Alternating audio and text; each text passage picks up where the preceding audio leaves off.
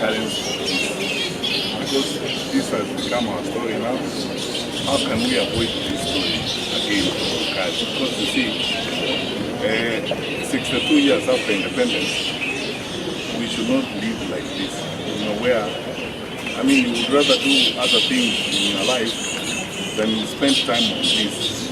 Therefore, as we condole with the families that lost their loved ones, and as we congratulate our young people for expressing themselves and coming out to ask questions about their lives and their future, it is very necessary that as a country we ask the question, how can we avoid this? The only way of doing this is being true to ourselves and being true to our responsibilities and to our mandates and doing the right thing for our country. In fact, I have asked my colleagues in the opposition, and I want to say it here today, that we shouldn't confine the information that is coming and the investigations to 2023, 2024, and 2025. Let's go back and have an open public inquest on everything that has happened before, because sometimes things happen, and when it's an opportune time, public inquest, so that everybody, because all of us, the Honorable Wamalu and myself have served before on the National Security Council. We need to go before a magistrate or a judge in an open public inquest and put the facts we have there and put the information we have, and other role players also put the information they have.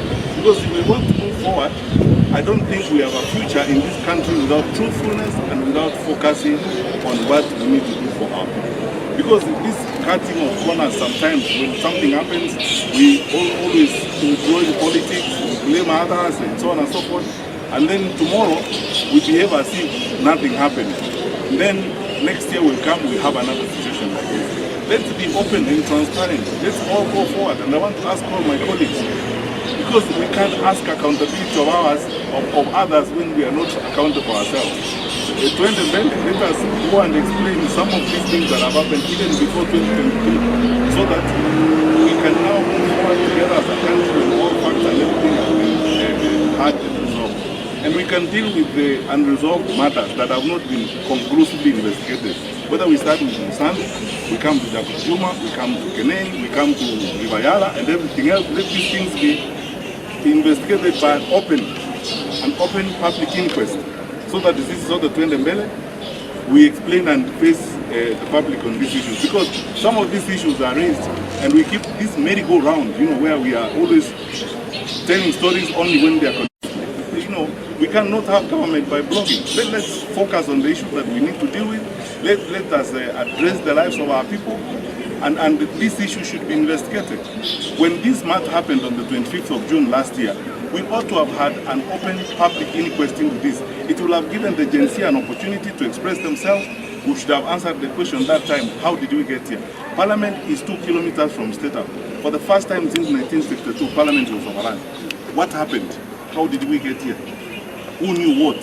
And why didn't we prevent it? Why were we so insensitive to the point that the citizens to get to that particular point and things that go south in the manner in which they did? So, finally, we also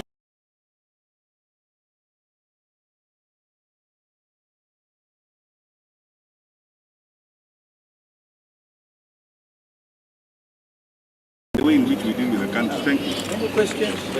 Investigation. When we had actually incidents, some of them are in court. I don't want to talk about them because they are subject to court matters. When things happened in Kisumu, on the Pipendo, Chonjokoma brothers and so on, admission on the part of government, on those of us who are role players in government, admitting that a mistake has happened, that's where we start.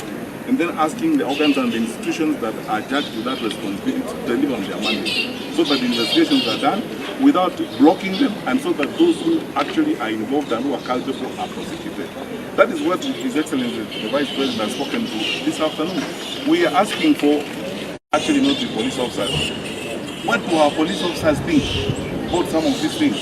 And then there are so many stories around this that ought to be addressed in a straightforward manner, in my view. Let us not sweep things under the carpet. So the difference is admission on our part. Where there was a mistake, we admitted there was a mistake here, and we sorted it out. Investigations were going on. And by the way, some of these files are open, and even if it has got additional information on these files, it It's your duty as a citizen to give the information to the authorities and prosecution commences. None of us, even the 3 of us who are here or the 4 of us who are here, none of us is above the law. I've never lived above the law even for 1 minute in my life. So the most important thing is get facts, not to play politics with security matters. So that when it's convenient, you can say this. When it's not convenient, you say the other. Let's go on and deal with these issues. If there are matters that have not been resolved, if there are issues that have not been done, let them be investigated. And that's why I'm calling for public inquest.